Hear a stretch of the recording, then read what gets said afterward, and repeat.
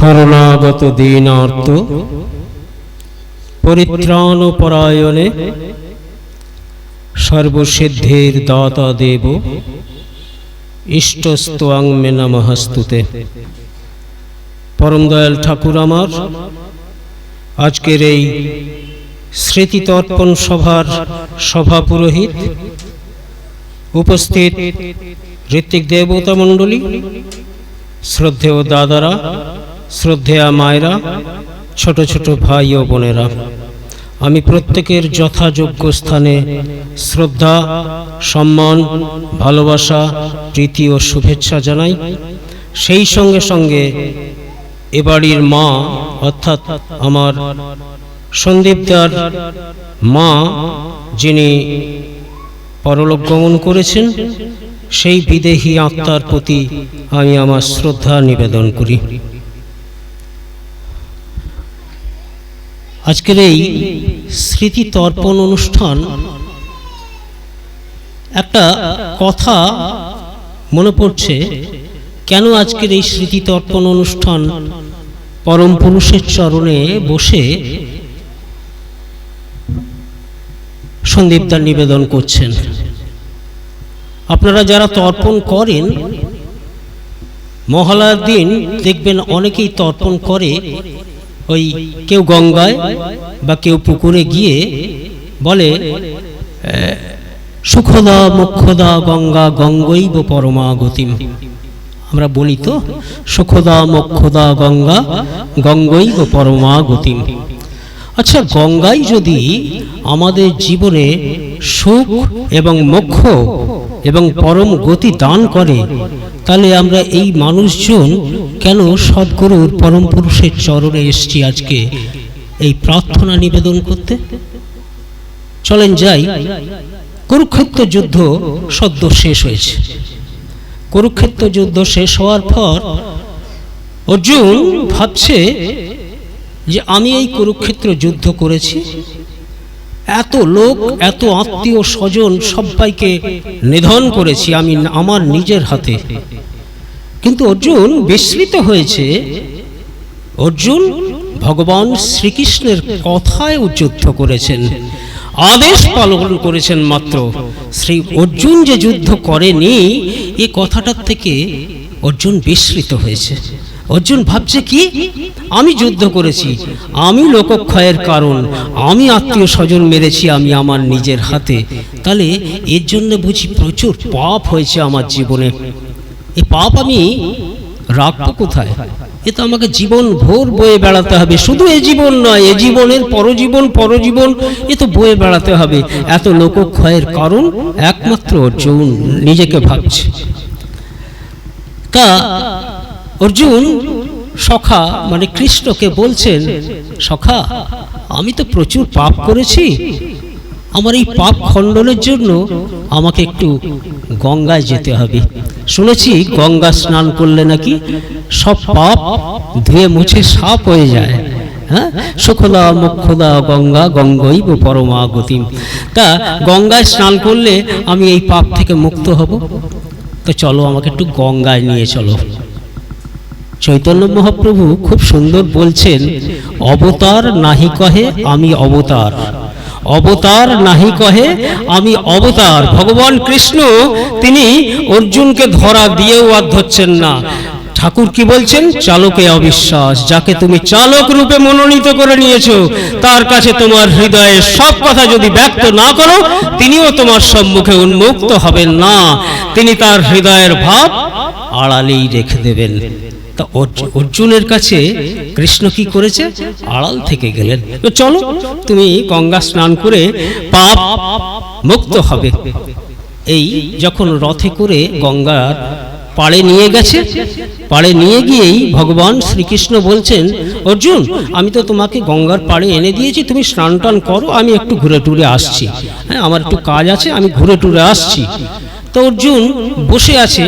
যেই শ্রীকৃষ্ণ ভগবান কৃষ্ণ যখনই সরে গেলেন, সঙ্গে সঙ্গে কি হয়েছে, অর্জুন বসে বসে দেখছে, তখন রথ থেকে নামেনি, দেখছে দুটি লোক মড়া, একটা মড়াকে ঘাড়ে করে নিয়ে ওই গঙ্গার পাড়ে আসছে। আস্তে আস্তে এসে দুজনে যখন মড়াটাকে গঙ্গার পাড়ে রেখেছে, রাখার সঙ্গে সঙ্গেই কি বলছে, একজন আরেকজনকে বলছে, এই আমরা যে মড়াটা পোড়াবো এর জন্যে আগুন এনেছিস? একজন আরেকজনকে জিজ্ঞেস করছে। এ ওকে বলছে যে না আমিও আনিনি, ও ওকে বলছে যে না আমি তো আনিনি।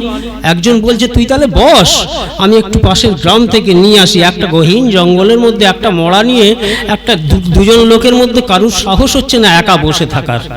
দুজনেই বলছে না না আমিও থাকবো না, তুইও থাকবি না, মড়া মড়ার মতন থাকুক, চল আমরা দুজনে মিলে গিয়ে আগুনের সন্ধান করি। এই যখন চলে যাচ্ছে, অর্জুন কিন্তু রথে বসে সব ঘটনা প্রত্যক্ষ করছে, দেখছে যে ওরা চলে গেল।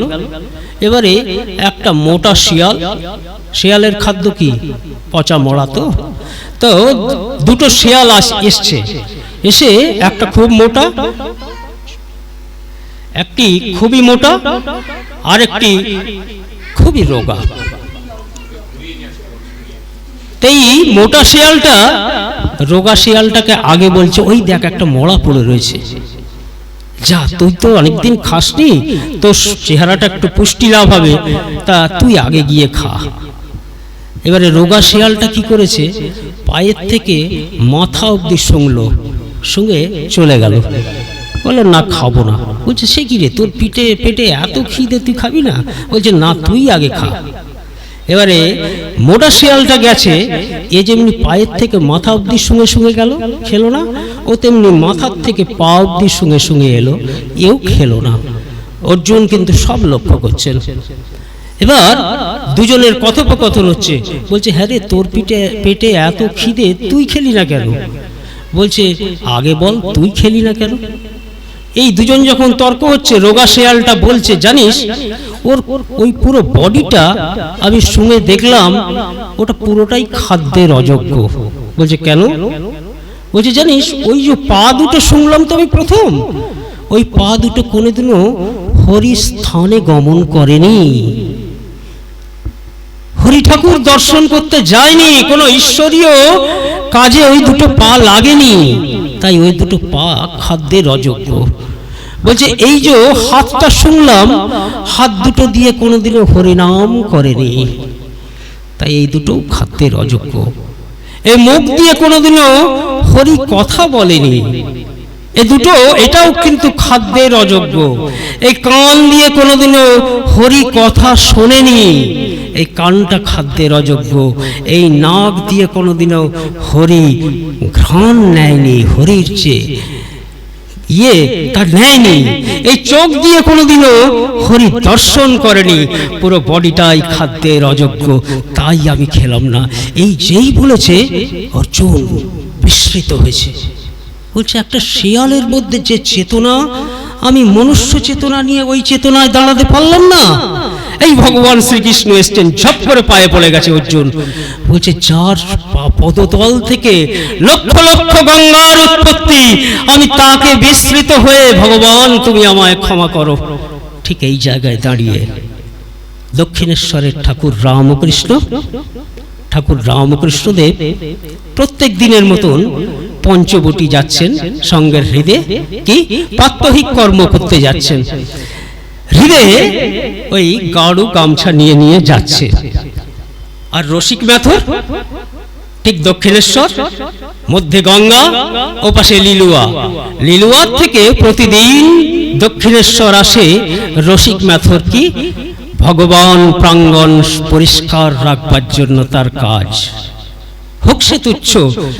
সত্যেন্দ্রনাথ দত্ত খুব সুন্দর লিখছেন, ছোট তা সে আরোই ভালো, ছোট বলেই মন, দুঃখী জনের ভিক্ষা মুটি দানের সেরা দান।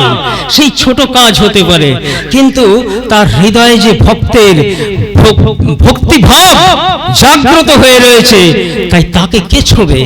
তাই সে কি করেছে, ওই ঝাড় দিচ্ছে ঠাকুর রামকৃষ্ণদেব পঞ্চবটি বনে যাচ্ছেন। ঠাকুরের গায়ে পাছে ধুলো লাগে, সে ঝাঁটা নিয়ে দূরে সরে দাঁড়িয়েছে। ঠিক এমন সময় ঠাকুর ওর দিকে তাকিয়ে মিচকি হাসি হেসে চলে গেলেন পঞ্চবটি। ঠিক আধ ঘন্টা খানেক পর আবার যখন ঠাকুর ফিরছেন, আবার রসিক ওই যে হেসেছিল ওটাতে কিন্তু রসিকের মনে একটা সান্ত্বনার প্রলেপ বয়ে গেছে, তাহলে ঠাকুর বুঝি আমার ভিতরে কিছু একটু ইচ্ছা প্রকাশ করেছেন বটে।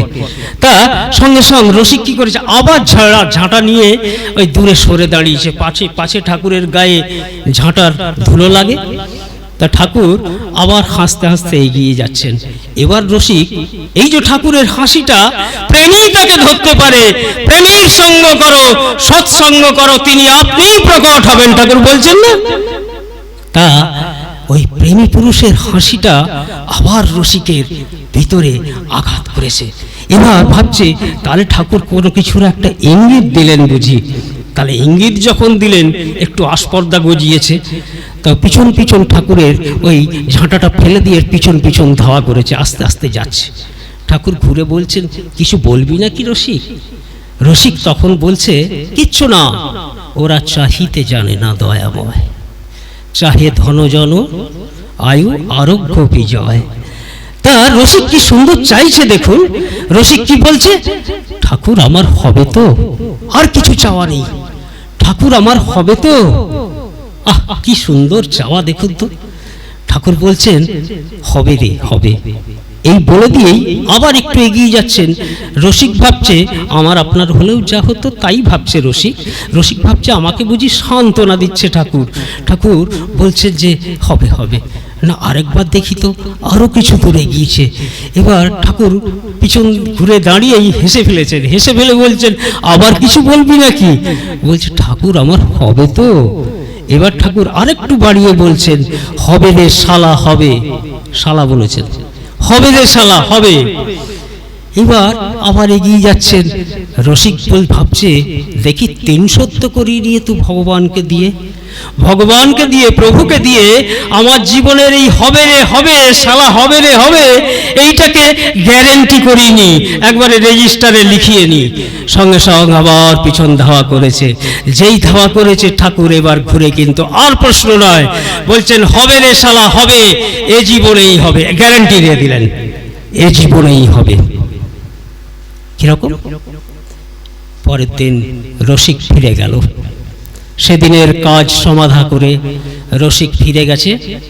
পরের দিন লিলুয়া থেকে রসিক আর আসেনি। এলো রসিকের সহধর্মিনী। ঠাকুরের কাছে এসে বলছে, ঠাকুর আপনার রসিক আমাকে একটু চরণামৃত করে দিতে বলেছে। ও ওই চরণামৃত খেয়ে বলেছে আসতে যাবে, আসতে যাবে। ঠাকুর বলছেন ওই ভবতারিণীর কাছ থেকে চরণামৃত করে নিয়ে যা। ঠাকুরকে পিড়াপিড়ি করেছে, নিচু ম্যাথরের ঘর তো, সে তো আর গিরিশের মতন জোর করে আদায় করে নিতে পারছে না। কাকুতি মিনতি করতে করতে ভগবান তাকে চরণামৃত করে দিয়েছে। এবার চরণামৃত করে নিয়ে যাওয়ার পর রসিক দুপুর বেলা, বৈশাখ মাস, প্রখর সূর্য উঠেছে, ছেলে পেলেদের সবাইকে ডেকেছে। সবাইকে ডেকে বলছেন, ওই দেখ রথ আসছে, আমাকে তুলসী তলায় শুইয়ে দে। আগেকার দিনে যারা মানে চলে যাওয়ার সময় হতো, অনেককে দেখতেন গঙ্গার পাড়ে নিয়ে গিয়ে শুইয়ে দিত। তো বলছে আমাকে ওই তুলসী তলায় শুইয়ে দে, ওই দেখ ভগবান আসছে, রথ আসছে, ঠাকুর আমাকে নিয়ে যাবে। তা যেই বলছে, ছেলেপেলেরা ভাবছে পাগল, এইরকম সূর্যের রোদের মধ্যে কেউ বলে নাকি যে এইরকম তুলসী তলায় শুইয়ে দে। রসিকের কথা রসিক কিন্তু শুনছে না। রসিক বাধ্য করছে ছেলেদেরকে, আমাকে ওইখানে শুইয়ে দেওয়া হলো। রসিক বলছে আমার কাছে শুধু হরিনাম কর, আমার কাছে আর বিষয় বাসনা কিছু আনিস না। আমি ওই নাম শ্রবণ করতে করতে চলে যাব ওই রথে করে। ওই দেখ রথ আসছে করে করে যখন চরণামৃত খাইয়ে দিচ্ছে, ঠিক এমনই সময় রসিক স্টপ হয়ে গেল। ঠাকুর দক্ষিণেশ্বরে পূর্ব দিকের বারান্দায় দাঁড়িয়ে বলছেন, ওই দেখ রসিকের 14 পুরুষ পিতৃকুল, ওই দেখ মাতৃকুল 14 পুরুষ উদ্ধার হয়ে গেল, রথে করে চলে যাচ্ছে। কি করে জানতে পারছে ঠাকুর কোথায় লিলুয়া? ওইখানে রসিক চলে যাচ্ছে, আর ঠাকুর দক্ষিণেশ্বরে দাঁড়িয়ে আছে। ভক্তই প্রকৃত জ্ঞানী, ভক্তিবিহীন জ্ঞান বাচক জ্ঞান মাত্র। ভক্তি ভিন্ন সাধনায় সফল হওয়ার উপায় কোথায়? ঠিক এই জায়গায় দাঁড়িয়ে আজকে মনে হচ্ছে যা ঠাকুর অনুকূল চন্দ্রের দরবারে আমার সময় বেশি হয়ে যাচ্ছে। না না, বল বল বল। ঠাকুর অনুকূলচন্দ্রের দরবারে আমি এই ঘটনা বলেই বসে যাব, আবার দাদা আছেন, আমাদের কলকাতায় ফিরতে হবে। ঠাকুর অনুকূলচন্দ্রের দরবারে পল্টু বলে সরোজিনী মার একটি ছেলে ছিল, দাদা জানবেন। সরোজিনী মার ছেলে পল্টু অকাল মৃত্যু হয়েছে। যে কোনো মায়ের হৃদয়ে পুত্রের মৃত্যু খুবই নিদারুণ কষ্টের। কেন বলছি, আজকে এই প্রসঙ্গটা বলার আগে একটু বলি, ঠাকুর অনুকূলচন্দ্রের দরবারে যখন প্রার্থনা সভা হতো, ঠাকুর বলতেন ওই আমরা যেমনি এইখানে বসেছি তো একটু জায়গা ফাঁক দিয়ে বসা হতো, একটু জায়গা ঠাকুর যেখানে বসতেন তার থেকে একটু ফাঁক দিয়ে একটু দূরত্বে ভক্তবৃন্দ বসতো। কেন? ঠাকুর বলতেন ওই উইয়েরা আসে, উইয়েরা এইখানে প্রার্থনায় বসে। উইয়েরা কারা? যারা চলে গেছে, যারা স্বর্গলোকে চলে গেছে, এই নিরালম্ব বায়ুর ভোগ অবস্থায় অবস্থান করছে, তারা পরম পুরুষের শ্রীচরণে প্রার্থনা জানাতে আসে, প্রভু রাখ মেরি লাজ তুম দাঁড়ে আব মেই পড়া, আমি তোমার দরজায় পড়ে আছি প্রভু, তুমি আমাকে রাখো, তুমি আমাকে স্থান দাও। তা সেই প্রার্থনা জানাবার জন্যে আজকে আমি বিশ্বাস করি সন্দীপদার মাও এইখানে বসে আছেন, তিনিও প্রার্থনা করছেন। ঠাকুর একদিন বলছেন, হ্যাঁ রে, কোনো দিন এমন অবস্থা হয় না, সকালবেলায় ঘুম থেকে উঠে অকারণে বিষাদে মনটা ভরে যায়, কোনো কাজ করতে যেন ইচ্ছা হয় না, যে কাজেই হাত লাগাচ্ছি যেন এনার্জি পাচ্ছি না, কাজ করাই যাচ্ছে না, এমন হয় না? বলছে যে হ্যাঁ ঠাকুর হয়। আবার এমনও কোনো দিন হয় না, ওই হঠাৎ করে যেন ভীষণ এনার্জি পাচ্ছি সকাল থেকে, যেন যে কাজটা করবার তার 10 গুণ কাজ করে ফেলছি, ওই হৃদয়টা নেচে নেচে উঠছে আনন্দে অকারণে, হৃদয় আমার নাচেরে আজিকে ময়ূরের মতো নাচেরে হৃদয় নাচেরে, রবীন্দ্রনাথ লিখছেন না? তেমনি করে যেন হঠাৎ করে হৃদয়টা নেচে উঠছে। বলছে কেন ভাই রে?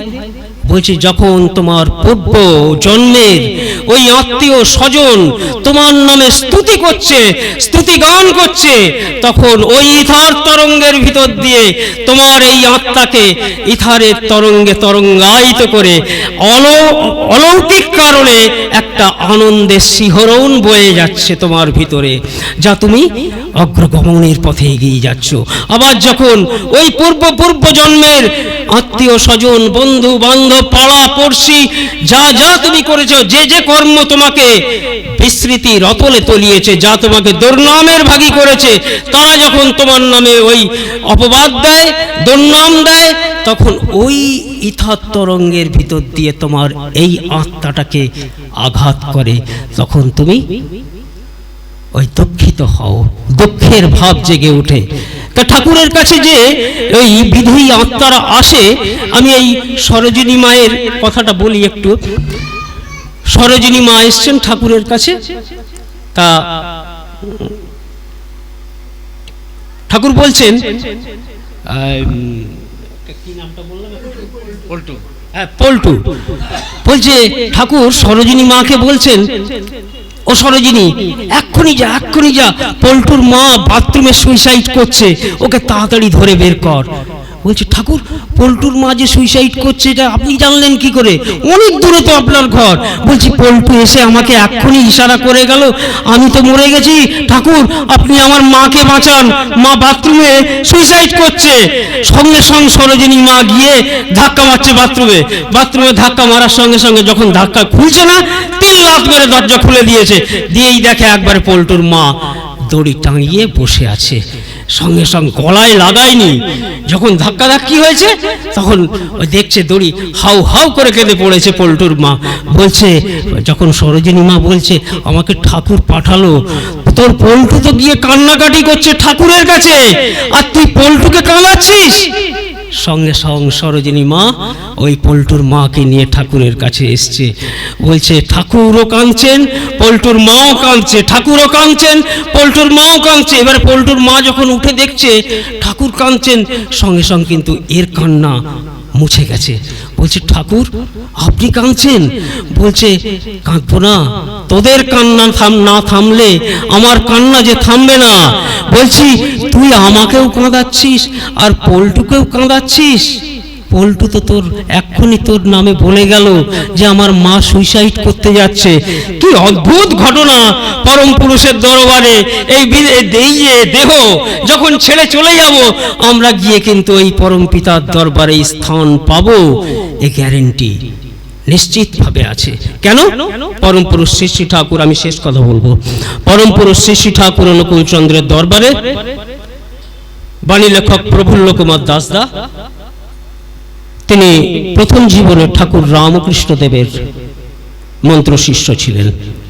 পরবর্তী ক্ষেত্রে যখন ঠাকুর অনুকূল চন্দ্রের দরবারে এলেন, ঠাকুর অনুকূল চন্দ্রের দরবারে এসে ঠাকুরকে অনেক জানা এবং বোঝার মধ্যে দিয়ে ঠাকুরকে তার নিজের জীবনে গ্রহণ করেছিলেন। যখন গ্রহণ করলেন তারপর ঠাকুর এই সদ্গুরু বা পুরুষোত্তমকে জীবনে গ্রহণ করার পর যে তার মায়ের কি হবে এইটা নিয়ে তার মধ্যে একটা খেদ ছিল। আজকে যেমনি এই সন্দীপদা তার মায়ের আত্মার সদ্গতির জন্য এই একটা সৎসঙ্গ করেছে, অনুষ্ঠান করেছে, এই নিত্য সৎসঙ্গ করতেন প্রফুল্ল কুমার দাসদা ঠাকুরের কাছে। কি আমার মায়ের কি হবে? কেন? তার মা আত্মহত্যা করে মারা গেছিলেন, গলায় দড়ি দিয়ে মারা গেছিলেন। শাস্ত্র বলছে আত্মহত্যা যারা করে তাদের নাকি কোনো প্রায়শ্চিত্ত আর্য নিদানে পাওয়া যায় না, তার কোনো বিধানই নেই। বলছেন দুটো পাকে দড়ি বেঁধে ছেঁচড়াতে নিয়ে গিয়ে 50 ফুট মাটির তলায় ফেলে দিতে, এরকম বিধান নাকি আছে শাস্ত্রে। যাই হোক, আমি সে কথায় যাব না।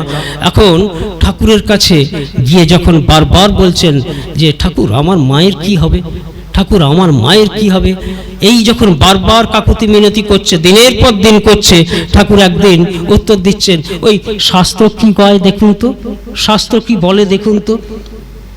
শাস্ত্র খুলে দেখা যাচ্ছে তার পরিবারের কোন সন্তান যদি সদ্গুরু প্রাপ্ত হয়, কোন সন্তান যদি সদ্গুরু প্রাপ্ত হয়, তার পিতৃকুল এবং মাতৃকুলের 14 পুরুষ নাকি উদ্ধার হয়ে যায়। আর ঠাকুর পূর্ণপতিতে কি বলছেন? স্ত্রী হত্যা, গো হত্যা, ব্রহ্ম হত্যা যাই করে থাকিস আমার কাছে যদি আসিস আমি মুক্তি দেব। আমিও বাণীতে কি বলছেন খুব সুন্দর, এ নাম যখন পেয়েছো এক জীবনে নয় 3 জীবনে পার হতেই হবে। এক জীবনে যদি হও খুব স্মুথলি হয়ে যাবে, একটু কষ্ট হবে। আর 3 জীবনে যদি হয় ছাঁচড়াতে কাটতে যাবে, তখন কিন্তু ওই কষ্ট পেলে চিল্লালে হবে না। আমার বিশ্বাস যে আজকে সন্দীপদা, তার বোন, তার পরিবার পরিজন অনেকেই সদ্গুরুর চরণাশ্রিত হয়েছে। তাই তার মা সৎনাম পেয়েছিলেন কিনা আমার জানা নেই, তবু আমি এই বিশ্বাস করি ওই সতীর পুণ্যে যেমনি পতির পুণ্যে সতীর পুণ্য, পুত্রের পুণ্যে মায়ের পুণ্য, এই গ্যারেন্টি দিয়ে গেছেন ঠাকুর অনুকূল চন্দ্র।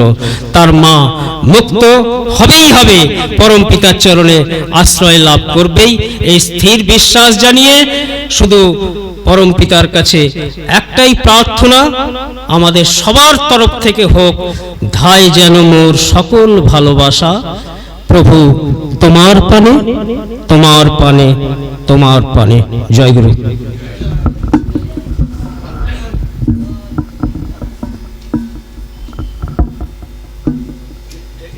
Gracias.